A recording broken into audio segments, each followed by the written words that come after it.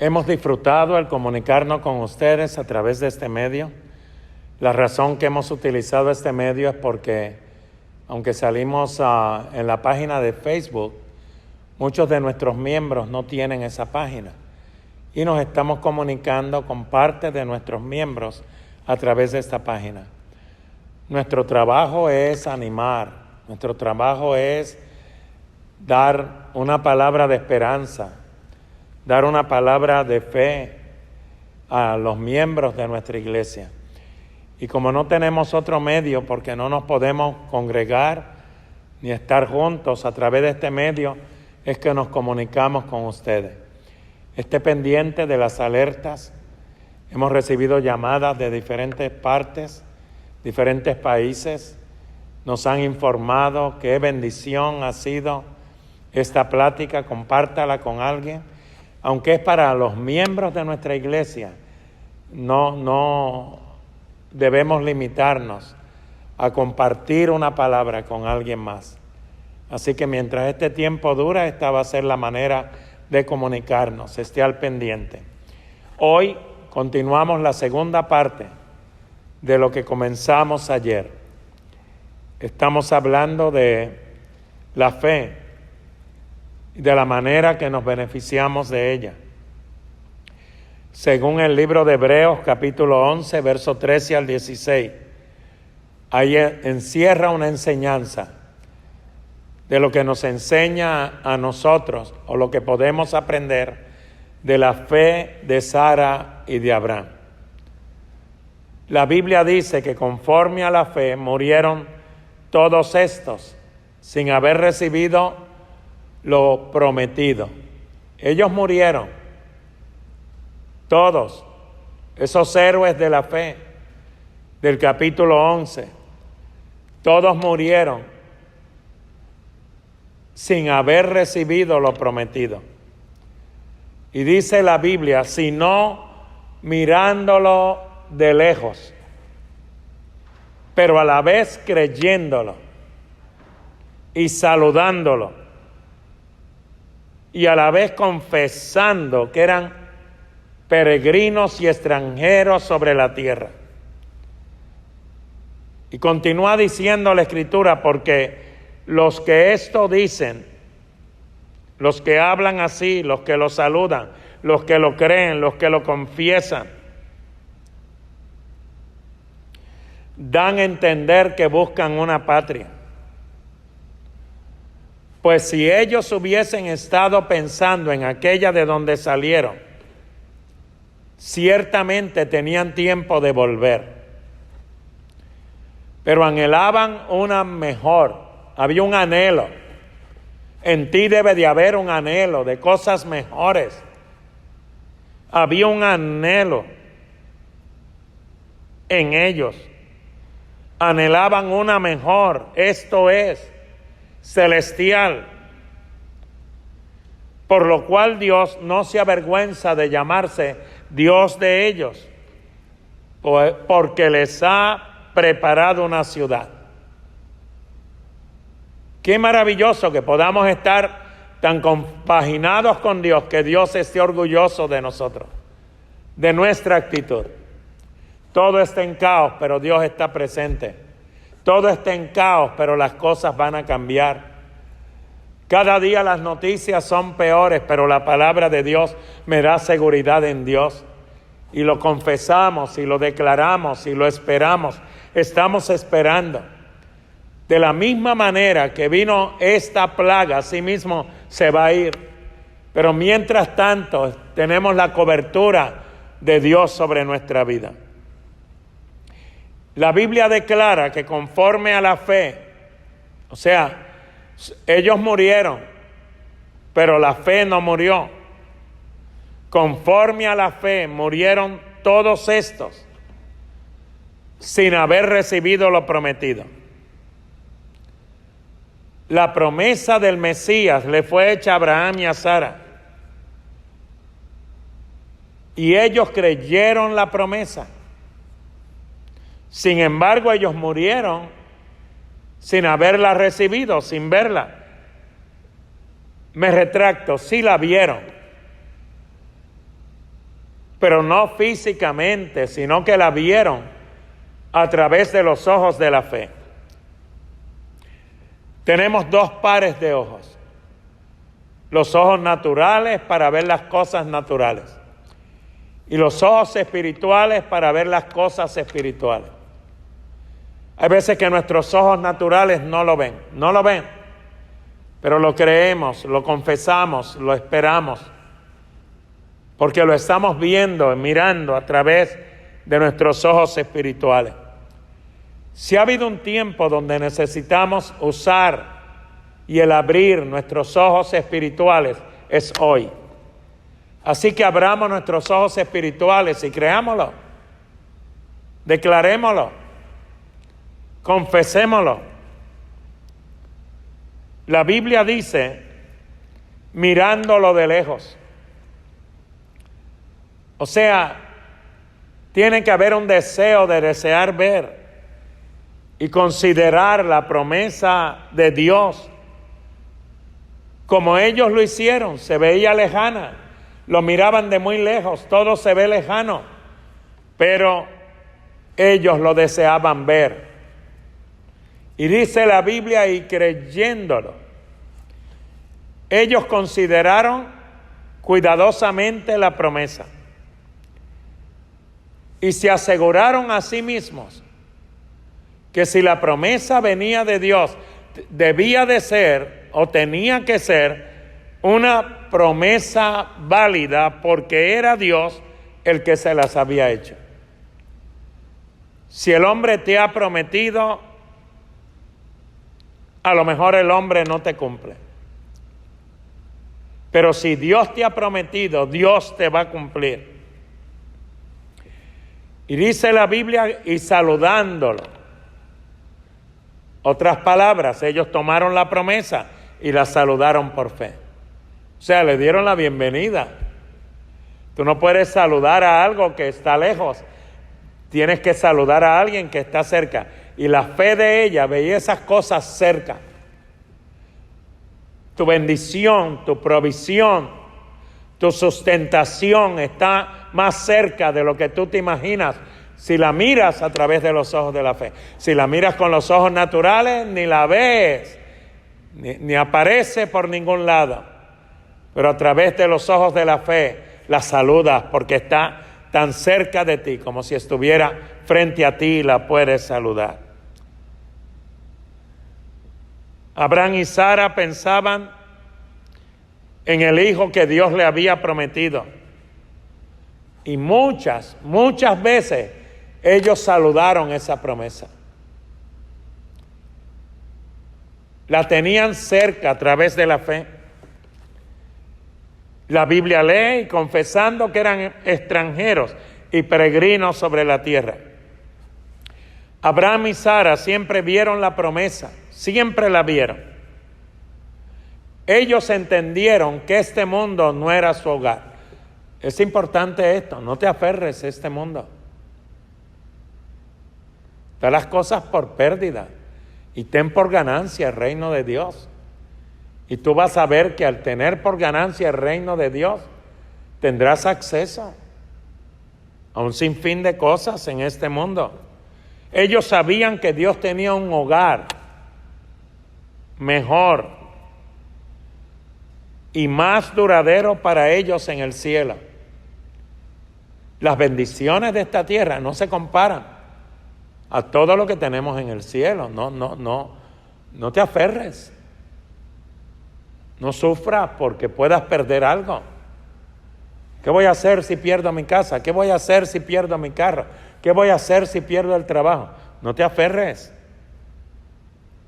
Tenemos bendiciones impresionantes en el cielo, y mientras servimos a Dios, se hacen reales aquí en la tierra. Si estos ejemplos de fe resistieron durante tiempos de dificultades, tiempos de desaliento, porque la Biblia dice, murieron sin haber recibido lo prometido. ¿Qué tanto más, pregunto yo, debemos de hacerlo nosotros que ya recibimos esas promesas. Ellos lo hicieron sin recibirla, murieron sin recibirla. ¿Cuánto más usted y yo que ya recibimos esas promesas? Buscan una patria, dice la Biblia. ¿Por qué la buscaban? Porque buscaban y anhelaban una mejor. Esto es celestial. Caminar en la fe, cuando nosotros recordamos,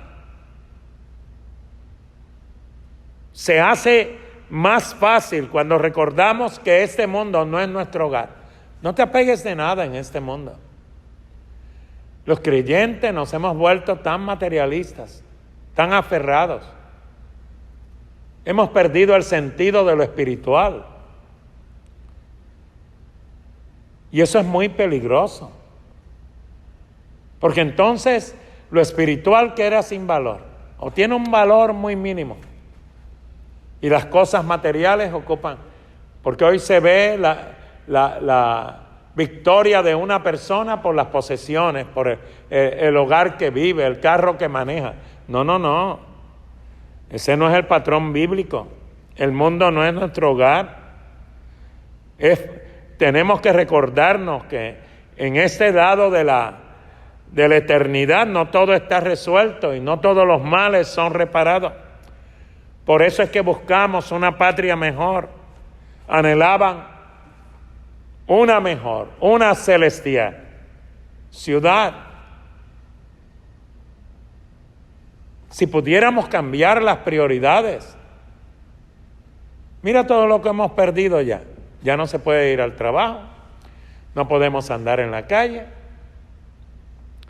Las cosas que eran importantes para nosotros, los deportes, ya no hay equipos, ni de béisbol, ni de fútbol, soccer, fútbol americano.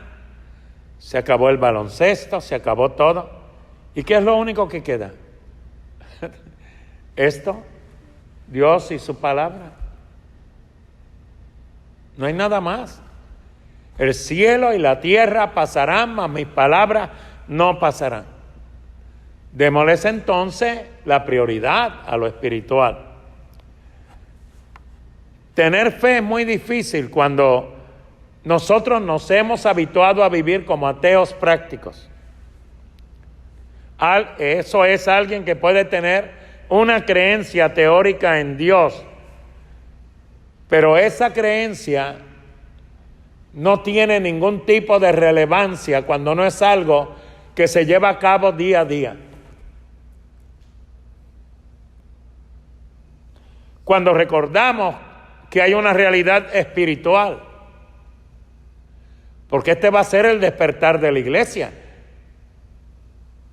Mirar la realidad espiritual. Nosotros como ministros, como pastores, como predicadores, despertar a cuál es nuestra responsabilidad. Como pastores, cuál es nuestro objetivo, cuál es nuestro trabajo. Ahora que no hay diezmos, ahora que no hay ofrendas, ¿cuál es nuestro trabajo? A los creyentes que me están oyendo, se va a despertar un anhelo por venir a la iglesia, porque mire, hay veces que tomamos en poco esa bendición y ese privilegio de congregarnos. Yo estoy seguro que tan pronto termine esta epidemia mundial, las iglesias se van a llenar. Más de creyentes que dejaron de venir. Porque mirad cuán bello. Mira qué glorioso, qué hermoso es habitar los hermanos juntos en armonía. Cuando recordamos que hay una realidad espiritual. Sella eso en tu vida. Hay una realidad espiritual. Dentro de todas las carencias hay una realidad espiritual. Dentro de todos los sufrimientos hay una realidad espiritual. Un hogar celestial que es nuestro verdadero hogar. Cuando tenemos estas prioridades en orden, tener fe es mucho más fácil. Porque esa fe en las cosas que no se ven, pero que las tenemos tan cerca, por la fe las tenemos tan cerca que las saludamos. Hay un tema muy grande de este tiempo y es el naturalismo. Esa es la creencia de que solo lo que puede ser encontrado y medido en la naturaleza es real, lo demás no es real. Hay científicos, hay educadores que creen en el naturalismo, están conformes con dejarnos creer en Dios, siempre y cuando estemos de acuerdo en que Dios es un cuento de hadas, alguien que no es real. Pero cuando empezamos a creer en Dios y en la realidad del cielo y de su palabra, entonces es totalmente inaceptable para aquellos que viven en el naturalismo. El conocido escritor H.L. Mencken dijo que la fe es creencia ilógica en que lo improbable sucederá. Es ilógico. Esto solo sería real si no hubiera un Dios o si Él no importara. Pero aquel grupo de hombres y mujeres que murieron sin recibir lo que esperaban, su fe los hizo saludar lo que miraban de lejos. Y esto creó en Dios una emoción maravillosa. Y la Biblia declara, por lo cual Dios no se avergüenza de llamarse Dios de ellos. Cada vez que ejercitas la fe, Dios se enorgullece de ti, se enorgullece de mí. Si hay un tiempo para ejercitar la fe, es en este momento. ¿En qué más la vas a poner? Si las cosas que miras no están, lo que te apoyabas ya no existe. Pero puedes saludar a través de la fe las promesas, las bendiciones, lo espiritual. Porque es real, no es mentira. Aquellos que son suficientemente valientes para creer en Dios y para creer que Él es real y para creer en el cielo, para creer en la vida eterna como algo real. Mira lo que dice la Biblia: Dios no se avergüenza llamarse Dios de ellos. ¿Y cuál es la prueba? Porque les ha preparado una ciudad. Podemos hoy hablar de que no podemos avergonzarnos de Dios. Pero sería bueno considerar que muchas veces, a lo mejor con mucha frecuencia, Dios se puede avergonzar de nosotros. Considéralo. ¿Cuántas veces se habrá avergonzado Dios de mí? Cuando no consideramos a Dios, cuando no consideramos al cielo, cuando no consideramos a la eternidad como algo real,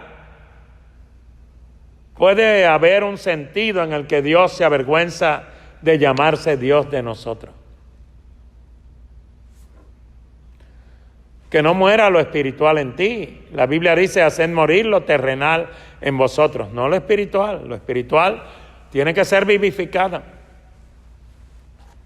Mira lo que dice el himno: este mundo no es mi hogar, solo estoy de paso. Mis tesoros se encuentran en algún lugar más allá. del azul. Los ángeles me hacen señas desde la puerta abierta del cielo. Y ya no puedo sentirme como en casa en este mundo. Oh Señor, tú sabes, no tengo ningún amigo como tú. Si el cielo no es mi hogar, entonces, Señor, ¿qué haré yo? Los ángeles me hacen señas desde la puerta abierta del cielo. Y ya no puedo sentirme como en casa en este mundo.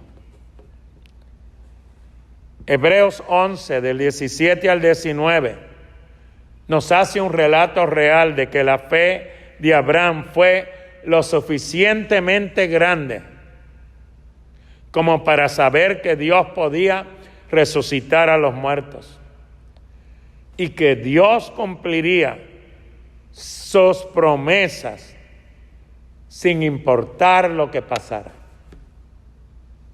sin importar lo que suceda. Si me estás oyendo, recibe esta palabra. Dios cumplirá sus promesas a pesar de.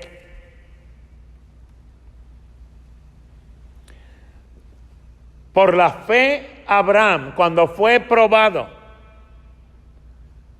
ofreció a Isaac. Y el que había recibido la promesa ofreció a su único hijo.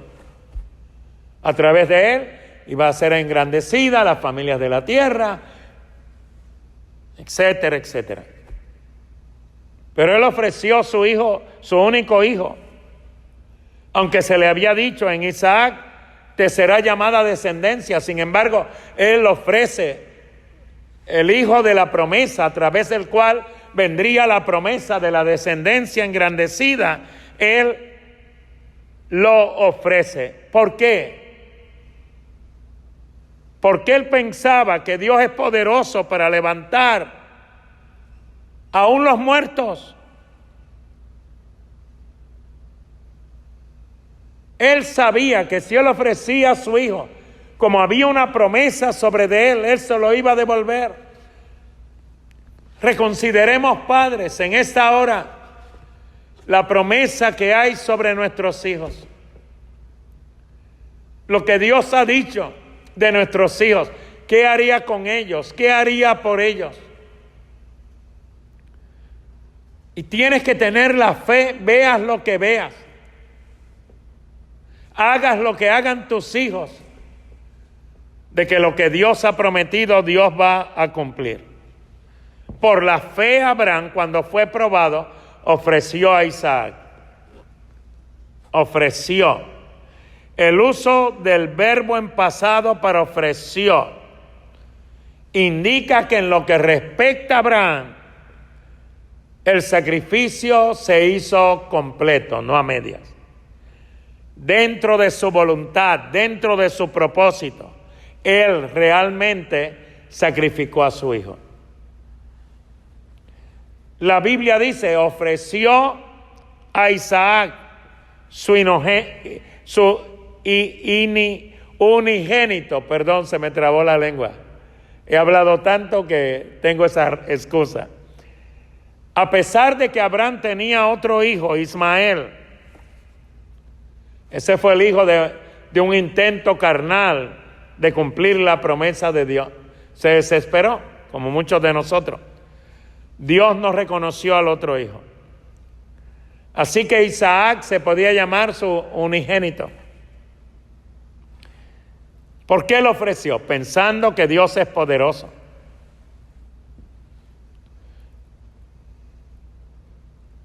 Es un acto decisivo el que él llevó a cabo.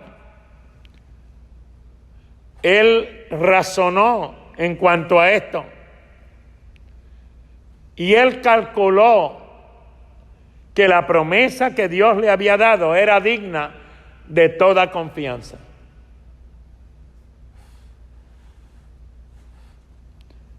Y luego dice, de entre los muertos, de donde en sentido figurado también le volvió a recibir.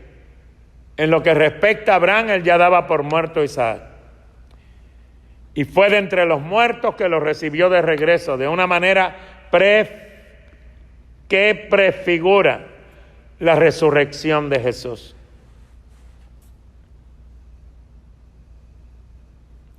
Cuando Abraham fue confrontado con una promesa y una orden de Dios que parecía que se contradecían, hizo lo que todos debemos de hacer, obedecer la orden, y dejó que Dios se encargara de la promesa. ¿Qué lección? Tú obedeces la orden y tú dejas que Dios se encargue de la promesa. Dios es capaz de cumplir toda promesa. El libro de Hebreos, en el capítulo 11, verso 20, vemos la fe de Isaac. Por la fe bendijo Isaac a Jacob y a Esaú respecto a cosas venideras. Isaac realmente estaba en la carne, no en la fe, cuando él intentó bendecir a Jacob y a Esaú. Él quería bendecir a Esaú con el derecho de la primogenitura por razones carnales. Le gustaba más como un hombre varonil. Y le gustaba la casa silvestre que él traía, en vez de bendecir a Jacob, a quien Dios había escogido. Pero Isaac llegó al lugar de la fe cuando descubrió que en realidad había bendecido a Jacob en vez de Esaú. Y en Génesis 27:33 dice: y se estremeció Isaac grandemente cuando él se estremeció grandemente. La pregunta es: ¿de qué estaba preocupado? Estaba preocupado porque sabía que había intentado engañar a Dios para derrotar su plan y que Dios le había ganado. Él se dio cuenta de que siempre perdería cuando tratara de resistir la voluntad de Dios, incluso cuando no le gustara. Muchas veces la voluntad de Dios no nos va a gustar. Tenemos que aceptarla. Así es. Y llegó a entender que a pesar de su arrogancia contra la voluntad de Dios, la voluntad de Dios era gloriosa. Siempre la voluntad de Dios es gloriosa, siempre será gloriosa. Y la pregunta que surge es entonces, ¿dónde estaba la fe en la bendición de Isaac? Después que trató de frustrar la voluntad de Dios, es donde él dijo, en Génesis 27:33, yo le bendije, ya la bendición está dada y será bendito. Punto y se acabó.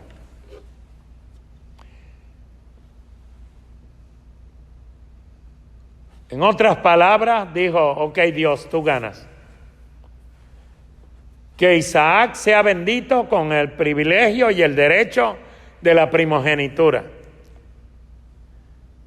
Y que después Esaú sea bendito de él en su propio camino. Hebreos 11:21 habla de la fe de Jacob. Dice, por la fe Jacob al morir bendijo a cada uno de los hijos de José y adoró apoyado sobre el extremo de su bordón. Por la fe Jacob al morir bendijo a cada uno de los hijos de José. Jacob llevó una vida no espiritual, sino bastante carnal. Sin embargo, su fe pudo ver más allá de la muerte. Y él bendijo a cada uno de sus hijos. Vamos a ver la fe de José, Hebreos 11:22. Por la fe, José al morir mencionó la salida de los hijos de Israel y dio mandamiento acerca de sus huesos. Aquí nos habla, por la fe José mencionó la salida de los hijos de Israel. En Génesis 50:24, cuando Dios dijo, ciertamente os visitará y os hará subir de esta tierra a la tierra que juró a Abraham, a Isaac y a Jacob. Él sabía que la promesa de Dios era verdadera. Y luego dice la Biblia, dio mandamiento acerca de sus huesos. Cuando Josué murió, nunca fue sepultado. Su ataúd estuvo sobre el suelo cerca de 400 años hasta que fue llevado de regreso a Canaán. Todos esos años fue un recordatorio silencioso de que Israel iba a regresar a la tierra prometida, tal como Dios lo había dicho. En ese tiempo y durante esos años, cuando un hijo de Israel miraba el ataúd de José y preguntaba, ¿qué hace ahí ese ataúd? ¿Por qué no lo han sepultado todavía? Se le podía responder a ese israelita, porque el gran hombre José no quiso ser sepultado en Egipto, sino en la tierra prometida, a la que Dios nos llevará algún día. ¡Wow! ¡Qué predicación desde un ataúd! Predicó después de muerto 400 años. Había una grande fe en la nación de Israel.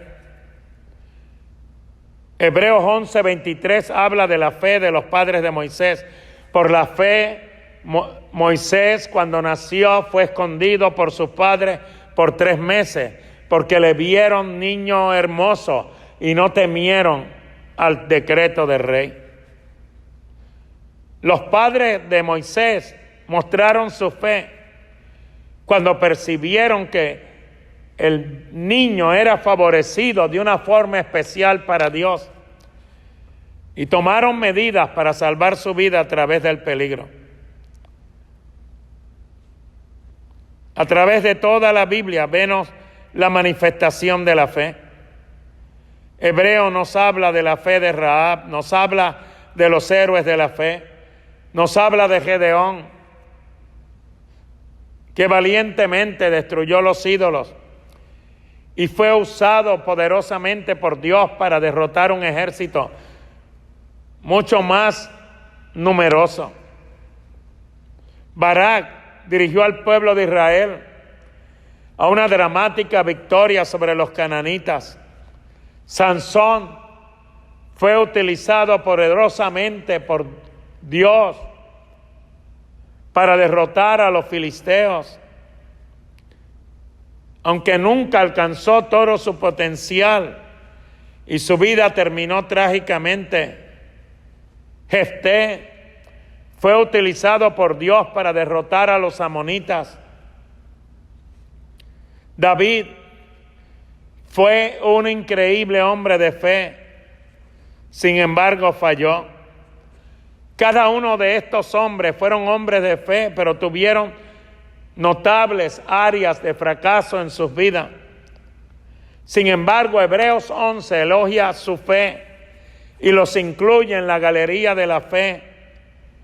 Esto nos enseña a nosotros que una fe débil es mejor tenerla que tener incredulidad. Y usted no tiene que ser perfecto hoy para lograr ser parte de esta galería, la galería de la fe. Si hay un momento en que nuestra fe tiene que brillar, es en momentos como los que vivimos.